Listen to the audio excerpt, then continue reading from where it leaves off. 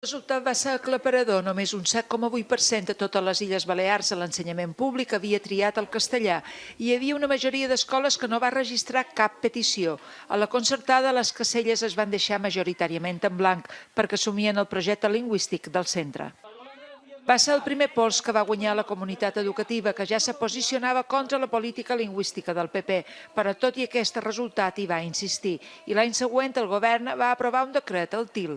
Aquest govern seguirà endavant en totes les reformes que facin falta. A fora, molts mestres es manifestaven. Ja feia 7 dies que havia començat una vaga. Les aules a l'ensenyament públic estaven buides. 3 persones van fer vaga de fam i famílies senceres van donar suport a la seva reivindicació. La manifestació del 29 de setembre en va donar testimoni.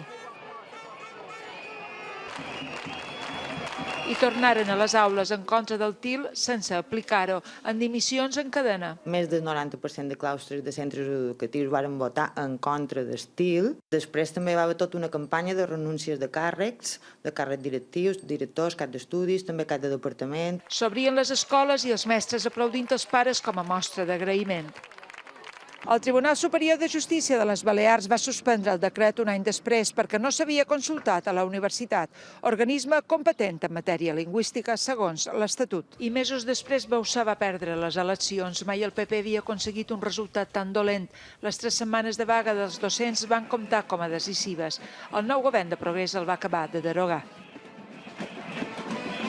David Solivelles, TV3 Palma.